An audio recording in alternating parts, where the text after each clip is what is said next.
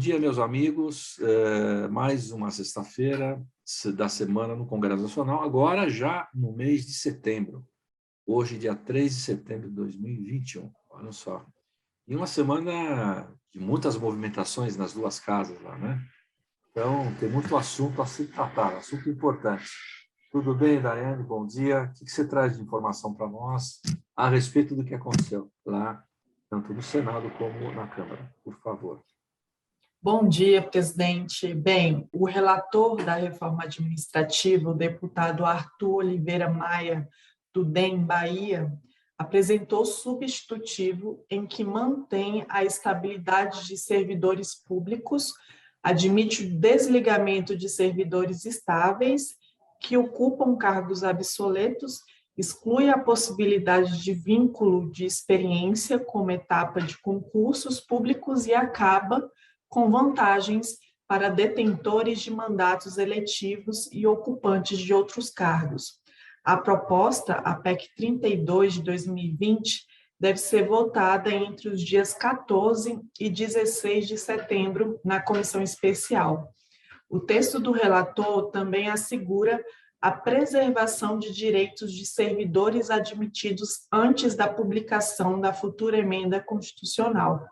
No caso de redução de jornada, com respectiva redução de salário, os servidores e empregados públicos admitidos até a data de publicação da emenda poderão optar pela jornada reduzida ou pela jornada máxima estabelecida para o cargo ou emprego.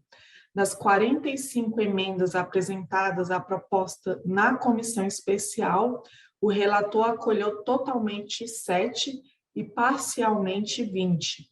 Arthur Oliveira Maia alerta que, se o texto original do Poder Executivo fosse aprovado, a administração pública brasileira recomeçaria do zero e os servidores atuais teriam o mesmo destino dos dinossauros.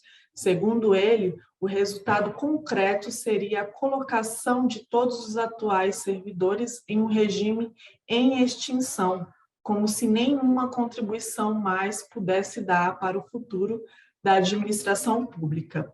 Bem, presidente, a reforma administrativa avançou na comissão especial. Qual a sua perspectiva em relação à reforma administrativa?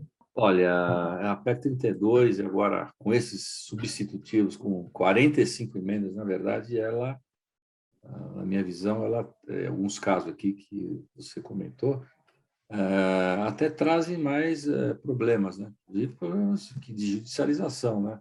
Você admitir o desligamento de servidores estáveis que ocupam cargos obsoletos, isso aí é uma situação complexa, porque ele tem a estabilidade já atual, né, em função de quando ele entrou na vida pública, né, como servidor, enfim, né, tem todos esses direitos já pré-formatados. Como é que você vai excluir isso, né? Isso é polêmico. Então, eu acho que precisa ter muito critério. A gente quer ficar inovando demais, achando que essas inovações vão trazer benefícios, que a gente vai conseguir enxugar a máquina. Não vai enxugar desse jeito, né? Realmente, eu acho que o que pode ser feito daqui para frente é você excluir o quê? Cargos obsoletos, até entendo, né? Determinados cargos que já não são nem são obsoletos, nem tem mais procura, né? Inclusive na vida pública, isso tudo bem, acho que faz sentido daqui para frente, quer dizer, os novos não terão nessa nova, vamos dizer, rol de carreiras públicas que serão pré-estabelecidas, né? A ideia é essa, reformatar tudo isso, inclusive trazendo os novos cargos, né, que não existem, né, até em função das mudanças da própria sociedade, né, de exigência da própria sociedade, né? Então, creio eu que isso daqui para frente faz sentido. Agora, fazer isso atrás, acho meio difícil, complexo, e querer mexer numa situação que, na minha opinião, deve complicar ainda mais a aprovação plena dessa PEC 32. A Câmara dos Deputados aprovou também, nesta terça-feira, a proposta de emenda à Constituição PEC 17 de 2019 do Senado, que torna a proteção de dados pessoais, inclusive nos meios digitais, um direito fundamental e remete privativamente à União a função de legislar sobre o tema. A proposta foi aprovada em 2 turnos, na forma do substitutivo do relator, deputado Orlando Silva, do PCdoB de São Paulo, e deve retornar ao Senado Federal devido às mudanças feitas. Na votação em 2º turno, foram 436 votos a 4. Em 1º turno, foram 439 a 1. Segundo a proposta, também caberá à União organizar e fiscalizar a proteção e o tratamento de dados pessoais nos termos da lei. Orlando Silva ressaltou que a proposta consolida os normativos para a proteção dos dados pessoais e coloca o Brasil na fronteira dessa legislação. Ele lembrou que o país já conta com a Lei Geral de Proteção de Dados Pessoais, a LGPD, e possui como órgão fiscalizador a Autoridade Nacional de Proteção de Dados, a ANPD. E aí, presidente, o que o senhor acha da aprovação desse projeto? Bem, ele vem consolidar ainda mais, na minha opinião, a Lei Geral de Proteção de Dados Pessoais. Na verdade, é nessa linha, né? Ele vem chancelar também a ANPD, a Autoridade Nacional de Proteção de Dados, como órgão regulador dessa atividade tão importante hoje na vida das pessoas e das empresas, né? A gente não pode esquecer jamais que isso não é uma novidade, essa legislação, a LGPD especialmente, já existe desde 2018 no país, né? Ela vem amadurecendo e a partir desse mês agora de agosto, que passou no mês passado, terminou essa semana, começou as ações de orientativas, né, e punitivas também por parte dos órgãos reguladores, né? Inclusive, a NPD já está formatando critério para poder colaborar com isso, né? Então, isso acho que é extremamente importante, mesmo porque é um tema que vem sendo disseminado não só no Brasil, mas no mundo como um todo, e fatalmente as empresas, para contratarem qualquer serviço, até fora do país, ou que queiram contratar serviços brasileiros, ou aquisições de produtos brasileiros, vão exigir que as empresas estejam adequadas, né, de forma plena com essas legislações. Então essa PEC 17, ela tem realmente esse condão, né, de trazer essas proteções, especialmente em meios digitais, mas reforçando ainda mais a nossa legislação já disseminada e em prática da LGPD. Bem, presidente, ontem, quinta-feira, a Câmara dos Deputados concluiu a votação do projeto que altera regras do imposto de renda, o PL 2337 de 2021. A proposta, que é a 2ª fase da reforma tributária, será enviada ao Senado. De autoria do Poder Executivo, o projeto foi aprovado na forma do substitutivo do relator, deputado Celso Sabino, do PSDB, Pará. De acordo com o texto, os lucros e dividendos serão taxados em 15% a título de imposto de renda na fonte, mas fundos de investimentos em ações ficam de fora. No texto base aprovado ontem, a alíquota proposta era de 20%, mas com a aprovação de emenda do deputado Nery Geller, do PP Mato Grosso, nesta quinta-feira o tributo passou para 15%. O imposto de renda da pessoa jurídica será reduzido de 15% para 8%. Já a contribuição social sobre o lucro líquido diminuirá 0,5 ponto percentual em 2 etapas, condicionadas à redução de incentivos tributários que aumentarão a arrecadação. Assim, o total, após o fim desses incentivos, será de 1 ponto percentual a menos, passando de 9% para 8% no caso geral. Bancos passarão de 20% para 19%, e demais instituições financeiras de 15% para 14%. Quanto à tabela do imposto de renda da pessoa física, a faixa de isenção passa de R$ 1.903 para R$ 2.500 mensais, correção de 31,3%. Igual índice é usado para reajustar a parcela a deduzir por aposentados com 65 anos ou mais. As demais faixas terão reajuste entre 13,2% e 13,6%, enquanto as parcelas a deduzir aumentam de 16% a 31%. Deduções com dependentes e educação continuam no mesmo valor. Todas as mudanças valerão a partir de 2022. Depois das negociações de ontem, foi mantido o desconto simplificado na declaração de ajuste anual para todos os declarantes no valor máximo de R$ 10.563. Atualmente, o desconto é de 20% dos rendimentos tributáveis, limitado a R$ 16.754 e substitui todas as deduções permitidas, como gastos com saúde, educação e dependentes. Pela proposta inicial, esse desconto somente seria possível para aqueles que ganham até R$ 40 mil por ano e limitado a R$ 8 mil, 20%.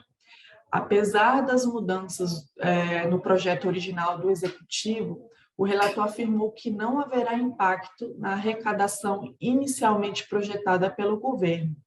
Ele disse o seguinte: impacto zero, não vamos ter contribuição alguma para o aumento do déficit fiscal.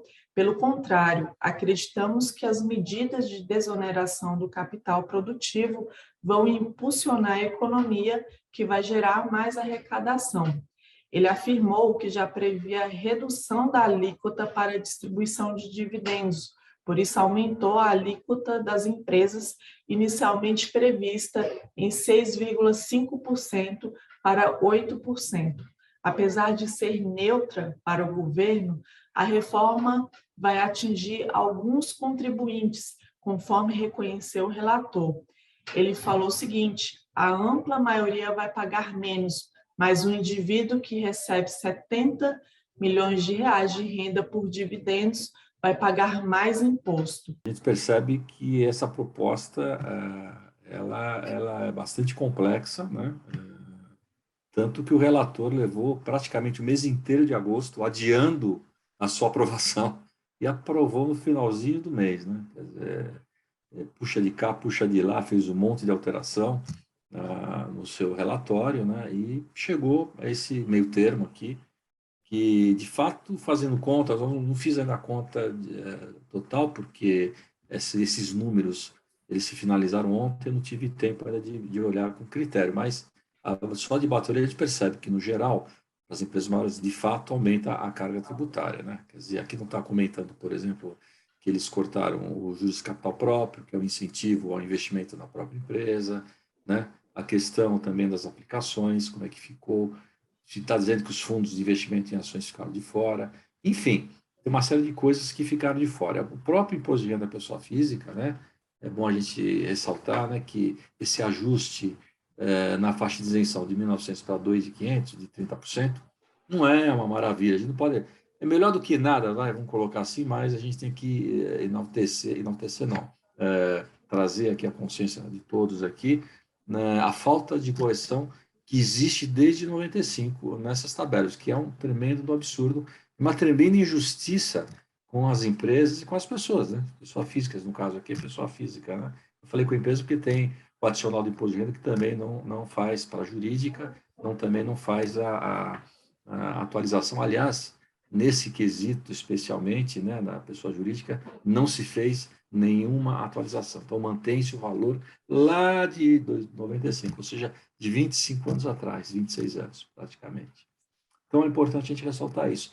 Então, hoje o valor justo, e que seria o equivalente ao valor de 95, seria na faixa de R$ 5.000 a isenção.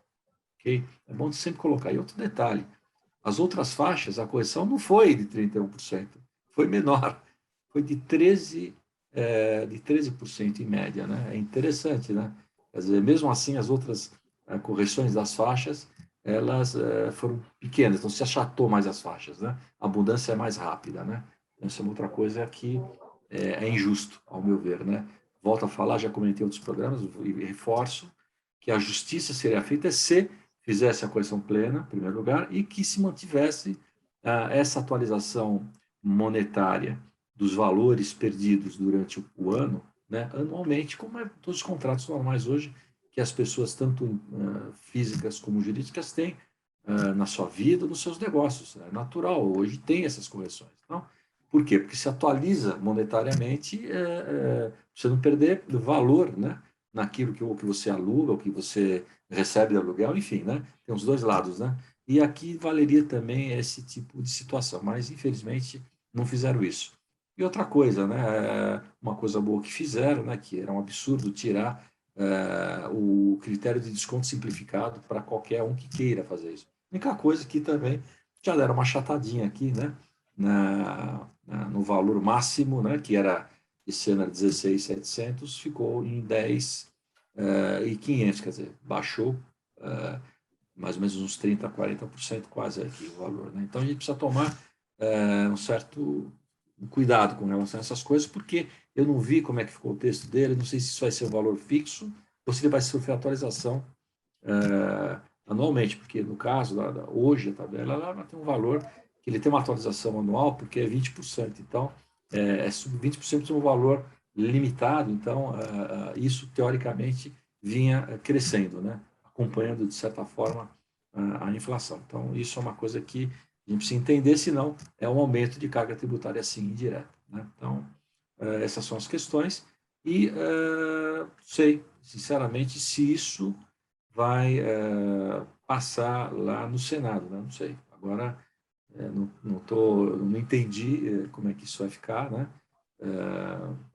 O governo lá, a Câmara dos Deputados realmente fez um acordão com todo mundo lá, quer dizer, forçou a situação, mexeu em muita coisa, enfim, né? E conseguiu chegar a um denominador comum lá dentro da casa. Né? Isso não significa que os nossos representantes, que representam a sociedade, de fato atenderam os anseios de toda a sociedade.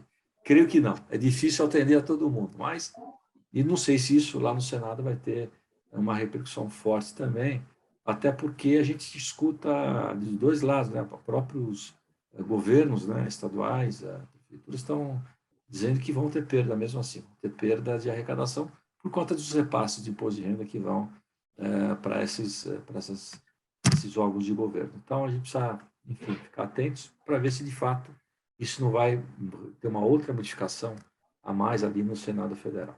Certo, presidente. Bem, o plenário do Senado rejeitou nesta quarta-feira a medida provisória 1045 de 2021, que originalmente criou um novo programa de redução ou suspensão de salários e jornada de trabalho durante a pandemia de Covid-19, mas sofreu tantos acréscimos na Câmara dos Deputados que foi chamada de mini-reforma trabalhista por senadores. Foram 47 votos contrários e 27 votos favoráveis e uma abstenção. A MP 1045 será arquivada. O texto original da MP, editado pelo presidente da República no final de abril, instituiu um novo programa emergencial de manutenção do emprego e da renda, em moldes parecidos aos do ano passado. A iniciativa trouxe medidas trabalhistas para o enfrentamento da emergência em saúde pública provocada pelo coronavírus, no intuito de garantir a continuidade das atividades empresariais com permissão de redução de salários e suspensão de contratos de trabalho. A MP 1045 foi publicada no Diário Oficial da União em 28 de abril. O programa instituiu o benefício emergencial de manutenção do emprego e da renda pago pela União nas hipóteses de suspensão ou redução da jornada de trabalho, independentemente do cumprimento de período aquisitivo, do tempo de vínculo empregatício ou do número de salários recebidos. A MP estabeleceu também a possibilidade de redução da jornada de trabalho e do salário dos empregados e suspensão temporária dos contratos de trabalho, juntamente com o pagamento do benefício por até 120 dias. Todas as ações tomadas durante a vigência da MP até agora continuarão válidas. Na Câmara dos Deputados, a MP foi aprovada na forma do PLV 17 de 2021, apresentado pelo deputado Cristino Áureo, do PP Rio de Janeiro, que acatou várias emendas e incluiu outros temas no texto. Com as modificações na Câmara, o PLV passou a instituir 3 novos programas de geração de emprego e qualificação profissional. O programa Primeira Oportunidade e Reinserção do Emprego, PRIORE, o Regime Especial de Trabalho Incentivado, Qualificação e Inclusão Produtiva, o REQIP, e o Programa Nacional de Prestação de Serviço Social Voluntário, além de alterar a CLT, o Código de Processo Civil e uma série de outras leis. Bem, presidente, o que o senhor acha desse projeto, dessa MP tão controversa e a decisão do Senado unilateral, né? A Câmara aprovou, mas o Senado rejeitou. Comente um pouco para a gente sobre isso. Na verdade, triste, né? Que é um retrocesso, na minha opinião, né? Isso tudo foi criado, a gente tem que pensar onde se motivou e originou essa MP, na verdade, né? Foi lá no ano anterior, né? No início da pandemia, 2020, né? Isso salvou muitos empregos, é importante a gente ter isso em mente, né? E tem mantido isso agora em 2021, né? Porque, infelizmente, a pandemia não passou, ela está aí ainda, né? Bem, graças a Deus ela está diminuindo, está tendo uma amenidade, tem caído as contaminações, tem caído as internações hospitalares e tudo mais, os mercados começaram a se abrir, mas a gente sabia que ia acontecer o quê? Tudo ia ser muito diferente, né? E está sendo ainda, né? Então, por exemplo, comércio de rua, coisas desse tipo, né? Os serviços de rua, né? Estão ainda difíceis, né? Todo mundo que tem ido, né? Diminuiu muito o perfil dos próprios mercados, né? Então, restaurantes, lojas e coisas desse tipo, né? Ainda não retomaram, muita gente, de fato, fechou. Alguns lugares assim tradicionais, né? Que tinham um público cativo, fechou, enfim. Então, tudo isso foi criado por conta dessa motivação toda. E seria importante que se mantivesse isso, né? Era importante que se mantivesse isso, até para dar flexibilidade para as empresas poderem conseguir respirar melhor, conseguir administrar esse momento que está acontecendo, mudanças até de comportamentais, né? Das pessoas, né? Dos negócios, inclusive, né? Quer dizer, quem tinha olho, vocês sabem bem, não preciso comentar aqui, mas só para reforçar essa ideia, né? Empresas que tinham grandes lugares locados, né? Diminuíram essas locações, né? Ficou muito mais enxuto o local do trabalho, porque a grande maioria ainda trabalha em casa, em home office também. É uma outra relação que precisa estar melhor regulamentada. Enfim, uma série de situações que aconteceram em função do momento que a gente está vivendo e que, de fato, mudou a vida das pessoas. Daqui para frente, terá outra forma de enxergar isso, terá outra mentalidade e terão que ter controles para tudo isso, né? Controles que essa lei, nas leis da medida provisória, ela trazia alguma flexibilização, inclusive, de redução salarial, de jornada, para poder ajudar a manter as pessoas nos seus trabalhos, manter uma renda familiar, né? E com esses cortes a coisa começa a tomar um rumo muito ruim. Então, eu acho que é um retrocesso mesmo. Essa é a minha visão. Bem, eu acho que o destaque da semana foi a articulação do presidente da Câmara em relação a esse projeto de reforma do imposto de renda. Foi uma articulação muito bem feita, porque era um projeto que estava perdendo, né, a força. Até o governo não acreditava muito na aprovação desse projeto, mas o Arthur Lira foi lá, costurou e ganhou voto até da oposição para aprovar esse projeto. Mas, em contrapartida, a gente vê que o Senado muitas vezes não está tão alinhado com a Câmara. O exemplo foi desse projeto da mini-reforma trabalhista, a MP, né, que foi aprovado na Câmara e rejeitado no Senado. Então, a gente tem que aguardar como é que vai ser os próximos passos, porque eu acho que no Senado vai ser um pouco diferente, vai ser um pouco mais difícil. Mas é isso, pessoal, essas são as atualizações da semana. E próxima semana estaremos de volta no mesmo canal, no mesmo horário. Até logo, até mais. Então, para finalizar, realmente a Dayana falou muito bem. Eu acho que o que fica muito triste, né? A própria condução da própria Câmara, né? Quer dizer, obviamente que você tem que ter articulação política, mas você vê, um projeto, ele era complexo, polêmico, né? A segunda fase do projeto do governo, a primeira ainda não foi nem vista, provavelmente agora será, né? Revista, e que vai para o Senado, e que com certeza lá não será aprovado, porque a gente percebe que existe uma divisão política nessa história também, né? Aqui, que leva a outros caminhos, né? É muito ruim isso, né? Quer dizer, ninguém, infelizmente, ninguém pensa, vamos dizer, num todo no país, né? Na evolução da nossa nação, com critérios bem mais sólidos, sem problemas jurídicos, enfim, né? E que faça uma coisa realmente de fácil entendimento e que vai agradar especialmente as pessoas, as empresas, né? Para que elas realmente tenham confiança de manter seus negócios por aqui, né? Infelizmente não é essa a visão. Então a gente percebe que tem muito lado político, né, sendo costurado, os acertos, as formas de se fazer as coisas, isso é difícil, né? Então eu não vejo com muita, vamos dizer assim, com um bom olhar essa aprovação, porque provavelmente no Senado esse projeto não vai encaminhar, não é? Deve ser emperrado, vai ter um monte de emenda lá no Senado, enfim, a gente já sabe o desenrolar dessa história, né? Então isso é lamentável, mas enfim, é o que temos para o momento, né? Vamos ver porque a gente consegue de fato aprovar com solidez, com um objetivo único de melhorar as relações aí, até para o bem-estar e a melhoria dos negócios aqui no Brasil, né? Acho que o país como o nosso, que é um país que todos querem trabalhar, porque de fato é um país realmente maravilhoso, né? Sofre com essas amarrações aí legislativas, políticas, que não deixam dar um andamento adequado aos nossos negócios e às nossas vidas pessoais. Um forte abraço a todos vocês. Bom fim de semana, bom feriado aí que tem no início da semana que vem. E até sexta-feira que vem, se Deus quiser.